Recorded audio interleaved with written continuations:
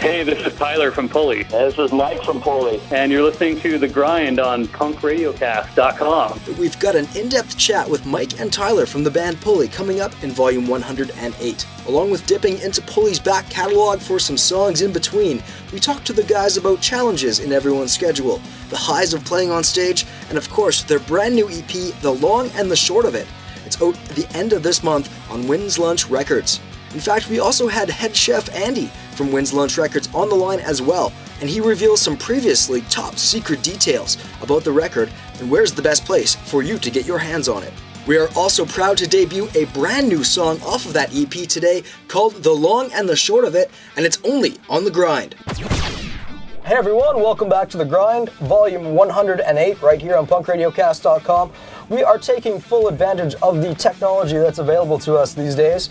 We've got 4 different people on the line, on the internet line, from all sorts of different places in this world. On the line, we have Andy from Wins Lunch Records, based out of Edmonton, as well, of course, Pulley. We've got Tyler and Mike coming from the band, calling us from somewhere in LA. How are you guys doing today? Excellent. Glad to be on your show. Thank you. Sweet deal. So I guess we'll start off with you guys. How did you, I was talking a little bit to Andy before you guys came online. I know a little bit of the story, but let's let the listeners know how you guys got affiliated with Wins Lunch Records right out of Edmonton. I mean, of all places, hey? Basically, we had put out our last EP, which was called Time and Sensitive Material, and it was kind of the first music we've ever released on our own, you know, not having a label. We just kind of decided to go in on our own after being with Epitaph for 5 albums. So we kind of found this new world of uploading your songs onto iTunes and Amazon and all that good stuff, and put out a CD on our own, and was working out really well. And we were just kind of bummed that we didn't have a vinyl version, and we ended up hooking up with Andy. I think Andy just emailed me or something, or somehow got a hold of us, and we kind of trusted him, even though we didn't know him from anybody else. And he put out an awesome vinyl record version of Time and Sensitive Material, and it was pretty innovative because it had the album on both sides at 2 different speeds, so I thought that was really cool. And it was basically like a handshake deal just over the internet, and you know, it totally worked out great. And then we were kind of thinking of doing a new release this year and really wanted to do a full-length album, but we didn't really have enough time to do it properly, so we just chose 3 songs and kind of figured, you know what, maybe Andy would be interested in putting out a 7-inch for our 3 songs, and so kind of went with that, and just turned out great again. Yeah, now in some previous interviews, Tyler, I think it was you that said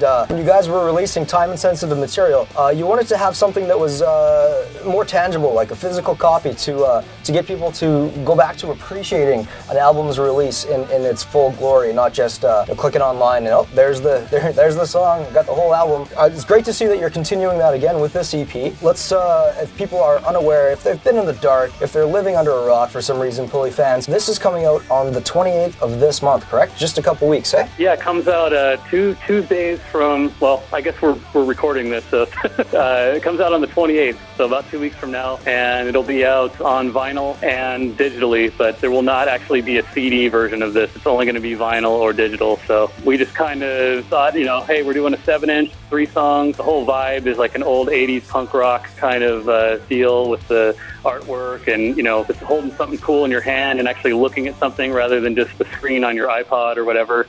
And we thought we'd give the fans a treat, and we thought since everyone's going forward into the future, we'll just go backwards and put out a 7-inch and just freak everybody out and not even put out a CD at all. That's wicked. But yeah, I don't know, Mike. You there, Mike? Yeah, I'm here. Do you have something? Do you have someone ask me a question? Yeah, you're snoozing in the back there. Do you have? Can't hear. There's like voices going over voices. Oh yeah, shit. Sorry, man. That's all right. Keeping with the spirit of DIY that Pulley has, you guys are listed online, www.x-members.com. Pulley fans can find more info there. And like Tyler was saying, you keep going, putting stuff out yourselves. Do you find that, I mean, you guys connected up with Andy through the internet, and you can reach a whole bunch of new fans through the internet. Hell, the show is being done through the internet. But do you guys ever get burnt really bad or just feel super bummed out by the other edge of that double-edged sword, where people can just log on and basically steal some hard work that you guys have put forward and put lots of time into? Yeah, well, I think for us, we never made it a job we knew from the beginning. We decided from the very beginning when we started this band that, hey, okay, this is not going to be something that's going to pay our bills. So kind of the way we set up the band from the get-go, we are affected by it, and it does hurt a little bit, but we all kept our day jobs. So for us, it doesn't really pose so much of a problem as it does bands that, you know, they're making a living out of it. And we have a lot of friends in the business that is their living, and, you know, it does hurt for sure. You know, we see that side of it. But for us, you know, it's kind of cool. It doesn't really affect us. You know, we kept our day jobs, and we're just doing it for fun anyway. And it's kind of nice just being on our own, actually, and not having the pressures from a record label, you know, hey, why aren't you guys playing out enough? You know, record sales are down, blah, blah, blah. So for us, we're in a good place, and we're happy, and we have a good time. So that's awesome. So with Scott's schedule, of course, being heavily involved in baseball, do you guys find, along with your own schedules, you guys have side projects and cover bands and that kind of stuff, do you find it just one hell of a clusterfuck trying to organize jam sessions or tours or anything like that? Like, how do you guys deal with that? Go ahead, Tyler. I think I can speak for Mike and the rest of my band to say, yeah, it is. I mean, it's definitely sort of a clusterfuck from time to time, but I mean, you know, it always has been. I mean, we were always kind of the band that just kind of got together in the wintertime after baseball season, and then as the band kind of went on in years, I mean, some of us got in other bands, and you know, or things would happen to where we couldn't just. Even getting together in the winter was hard to get together. So, but we always pulled it off. We've always kept releasing new songs and new music in some way or some form, or, you know, putting a DVD out, just trying to kind of keep our name out there. But I mean, you know, there's always one or two of us, at the very least, that can go to our rehearsal studio and write songs. I mean, I know Mike's always writing songs at his house, jamming on the guitar and just recording into his little DAT player, or singing a song idea into his answering machine. Or Scott will call us and say, hey, are you near a guitar? Pick up a guitar and play these notes. I have this idea, you know, like, we're always thinking about the band, and we're always working on the band in our own ways, you know. So, you know, whether like last year, Mike or I should say Jim and Bob got together and kind of did a little demo on their own while we weren't available, and you know, we all just kind of get together. We usually reconvene around at the end of baseball season if we're all around, and put all our song ideas together and turn them into Pulley songs. And it's just worked that way every time, and it's actually really pretty normal for us.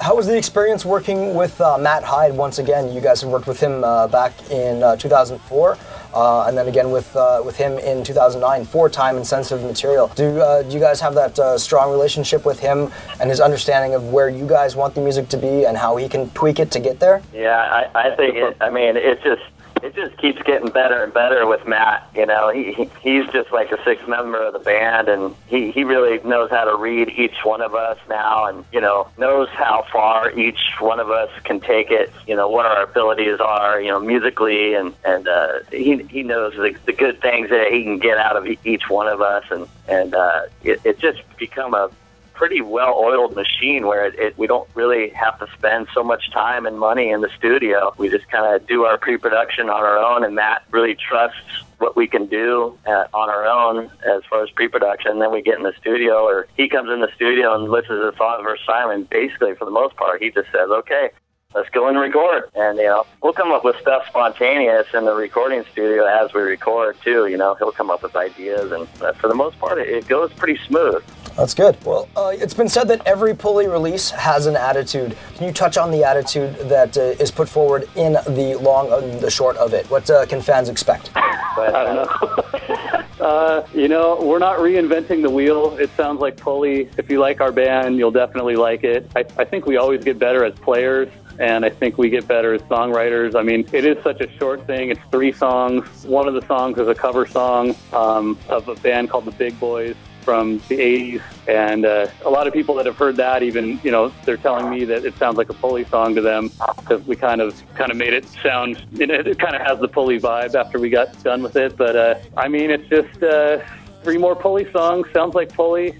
It's got our, I think you can feel our passion for the music, and our, you know, just our friendship, and just the positive vibes throughout it. And I don't know, that's a tough question, but to sum it all up, I'd say it just sounds like Pulley. I think that for me, it's like, it's you know, we started writing this full-length record, there's a ton of ideas on the table right now, and we just kind of picked out of those ideas what was furthest along, you know, and we wanted to get something out there for the fans, and we saw that reciprocation from the fans too, like them wanting something new. And you know, with Pulley, it's hard, you know, if you're a fan, it's like you're waiting. So I think we just picked two of our original songs, and I thought it'd be cool to come, you know, Scott came with the idea of doing the Big Boy song. So as far as being this really ambitious effort to put out something, you know, amazing, you know, maybe not so much, but it was two songs that we felt strong enough for that, you know, we could put out, you know, we backed up. So that's kind of the way I feel about it. Well, I hate to ask you guys before the new release, the new EP release has even happened yet, but being a Pulley fan, and Pulley fans are usually pretty patient, but I know there's been some people asking me if I could ask you alluded to it, a full-length album coming out after this, possibly entitled The Short and the Long of It or something like that? That's a good idea. I think the funny thing about when we started analyzing the 7-inch that we're putting out, you know, it's like I mean, Scott came up with the idea of The Long and the Short of It just as the name of one of the songs, and then we started thinking about what are we going to call this 7-inch, and it's kind of like, well, it is kind of a long wait. The fans have waited, and this is kind of a short little taste of Pulley, so it is kind of the long and the short of it. So I guess maybe the full length will be the short of the long of it. I mean, the plan is we're writing songs right now, and hopefully around this winter time when we're all around, we can just blast through all our song ideas. And we've already talked to, you know, Matt Hyde again, and he's pretty much on board, you know, if I can throw that out there. And the five of us really want to try to record a full-length record this winter time and get it out as soon as possible. So that's what we're looking forward to. Sweet. Yeah, there's a lot of really good ideas on the table right now for a full length, and I think I know I could speak for Tyler and, you know, myself and the rest of the band. It's like we always want to keep pushing it, you know, just keep getting better and better. And I'm really looking forward myself to the next full length. You know, got a lot of ideas I'm excited about, and hopefully get it put together, like Tyler said, you know, sooner than later. Or maybe that could be the title of the record. I don't know. Sooner than later. You know, too, it's like when we did Time and Sensitive Material, I mean, we chose 5 songs out of about, you know, 7 or 8 songs that we had. Yeah, we actually had 12 songs. So there's been a lot of unreleased material. That's a good name, unreleased material.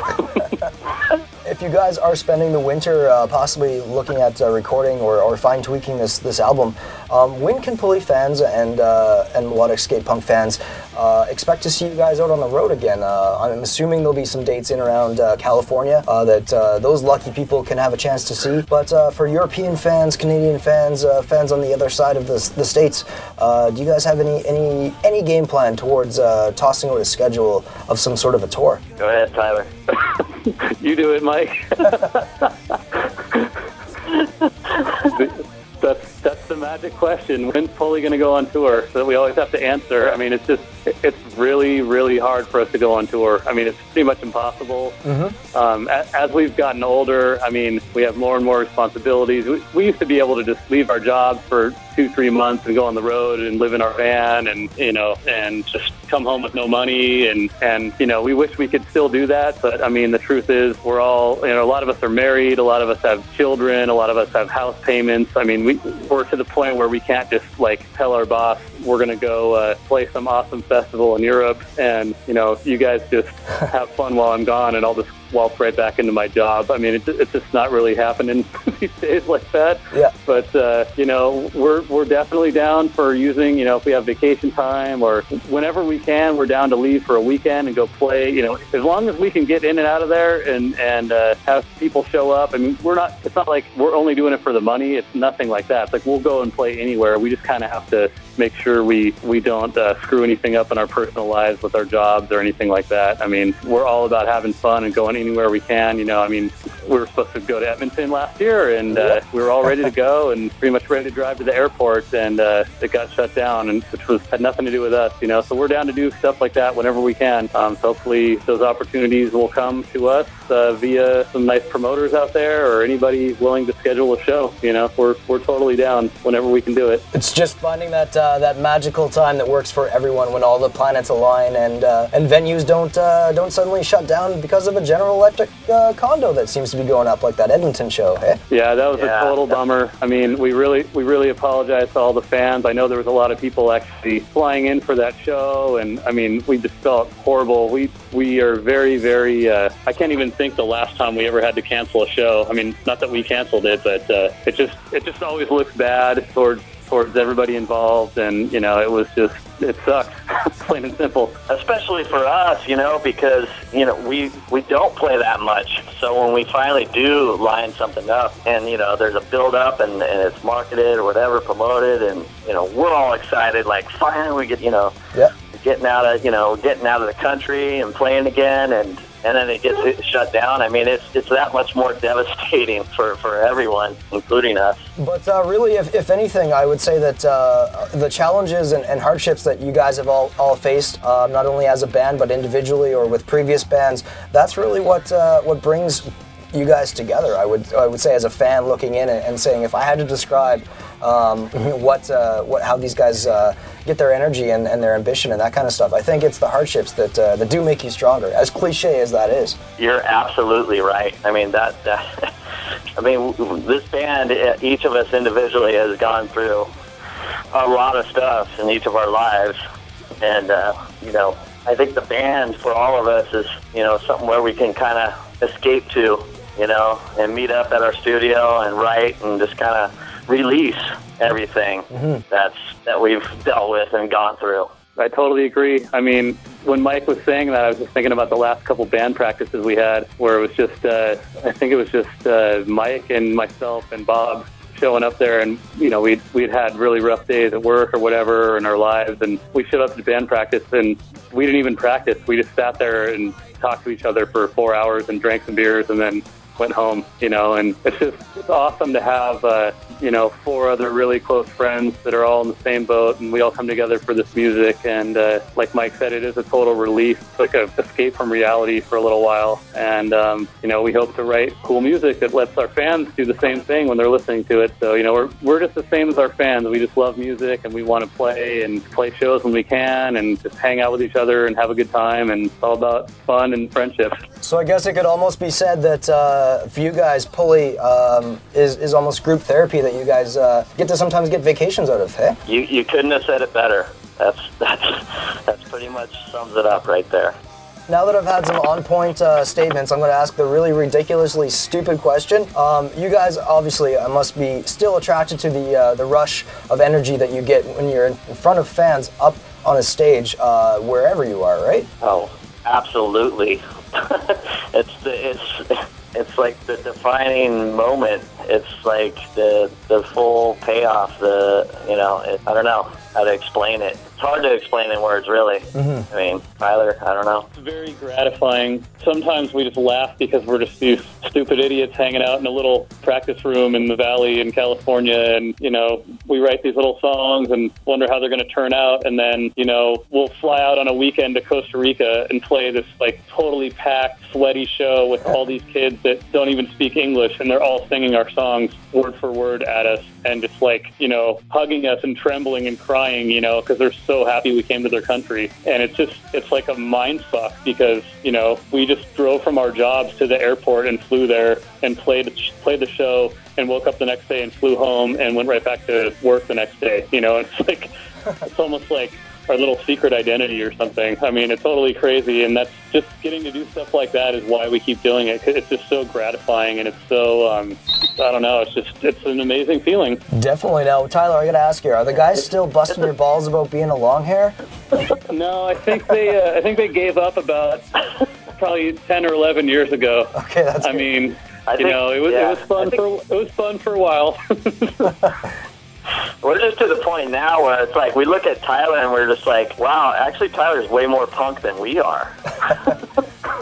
Yeah, you know, the guys used to give me shit. Really, I remember my first tour we did, you know, and everyone's giving me shit. Oh, you know, I'm like this young guy and got long hair, and it was like when, you know, you weren't allowed to listen to metal or you couldn't play solos. It was like that was totally lame, and you know, you had to have your spiky hair, and everyone wanted to look like, you know, you're in Green Day or whatever. And I remember going on my first tour, and you know, we're out with Lagwagon, and those guys everyone's giving me shit. And then we go through customs, and I look at all their passports, and every fucking one of those guys had long hair in their passports, and I'm like, I'm way more punk rock than you guys. That's wicked. So let's mention it again. If people do not know where to pick this up, it is the long and the short of it. 3-song EP, brand new stuff coming from Pulley, out on June 28th. Andy, if you're still on the line, let's get you to say a few things here. Where can people, especially if they're plugged into the internet, where can they pick this stuff up? Well, they can get it from us at wenslunchrecords.com, but with the postage strike, which there always seems to be something with every release with me, government-related customs and all of that. You can get it from interpunk.com, punkandjunk.com has it, and Shopper Yocast has it as well. That's right. Do you guys still have, do you know if you still have colored vinyl as well? I know there's colored and black copies that are available. Colored's gone. Okay. Unless I've just been going through the orders and seeing if there's any duplicates, but no, the color's completely gone. No one knows what the color is, but if they're listening to this show, it's clear. Oh. To keep with the hardcore theme, so. Nice. I'm not going to tell anybody that. I think the only people that know is the band and me and my wife. But yeah, they're gone. It's just black. The band will have a few copies as well. I don't know if they're going to have them at shows, but I'm sending them 25. Now, do you want me... Sorry, go ahead. Oh, I was saying, awesome. Glad we get some copies. Yeah. That's if Canada Post doesn't screw us over. Yeah, what's up with that, man? That's crazy. Well, you can always download it on iTunes and do the futuristic wave. You know, get it to your iPod or whatever, but definitely you're in for a treat if you get the 7-inch. It's a really cool package, and artwork's awesome, and we're totally stoked on it. Most definitely. Yeah, I just want to give props to Brian Walsby, a longtime friend. He goes way back in the punk rock world. He's the one that did the artwork for us, so he really brought the old days back on this one, so just want to give a shout out to him. Yeah, definitely. That the artwork looks fucking sick. Just as I've been talking to you guys, it's been on my screen, and I've just been looking at various little places and corners and inside the vehicle, and I see that we've got like a Charlie Brown type thing. Of course, the anarchist little kid from the self-titled, and a whole bunch of other little things in there, even a throwback to a classic art piece, Scream in there as well, hey? Yeah, absolutely. Yeah, I think we got all the album covers on there, except for 60 Cycle Hum, but that was just like a lightning bolt, so lightning bolts don't usually mosh in the slam pit. That's fucking wicked, guys. Well, is there anything else you want to mention to the Punk Radio Cast listeners? And of course, we do have that song from the new EP, Long and the Short of It, coming up in just a little bit. But if you guys have anything else you want to mention, or any shout-outs to any friends and bands or anything like that, now's the time. Go right ahead. Yeah, I just want to say, while I got Andy on the line, thanks for everything that you've done, Andy. Really, really appreciate it. And I don't know, you kind of like sort of reinvented us a little bit. Helped us kind of make things a little more exciting, you know, the last EP and this one especially. So thanks again for everything. I totally agree. And yeah, man, Andy's been awesome. He emails me like 300 times a day, and I love it. It's more than anyone at any record label's ever emailed me, so it shows that he's totally excited and makes me excited, and it's just been a great thing. So hope you guys like it, the long and the short of it, and hope you like the song, the long and the short of it, that you're about to hear for its debut anywhere in the world. Yeah, thanks to you guys, too. Hey, no problem. Appreciate it. We always love talking to... I'll speak for myself. I always love talking to bands and members of bands that I, as a kid, grew up listening to and thinking, man, these guys are fucking wicked musicians. And for some crazy reason, here I am talking to you now. This is the long and the short of it. Pulley, brand new stuff, the title track off of the new EP, right here on The Grind on punkradiocast.com. Make sure you guys get your asses over to www.x-members.com or winslunchrecords.com and get yourself a copy of this brand new Pulley EP. Thanks a bunch, guys. Really enjoyed it. Thank you. Thanks a lot, Chris. Talk to you later, man. Thanks, Chris.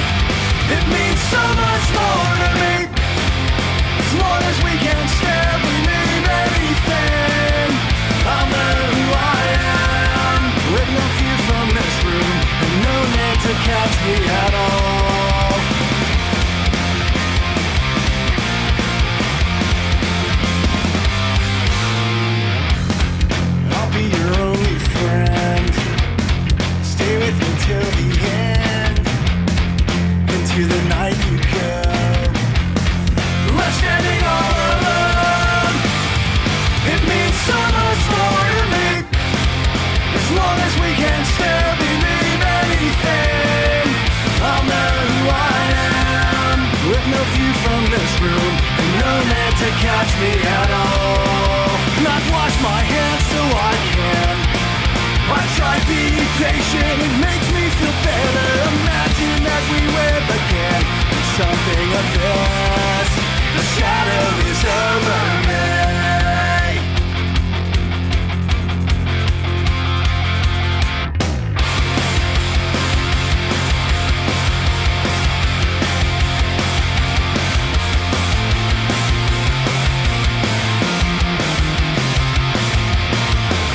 As long as we can still believe, I know who I am.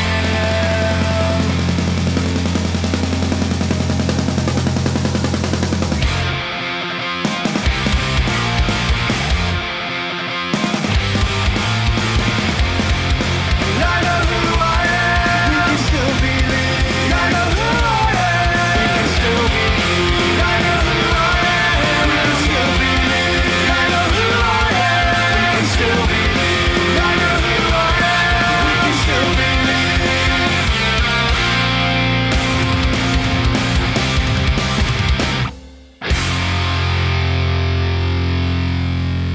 Do the grind on punkradiocast.com.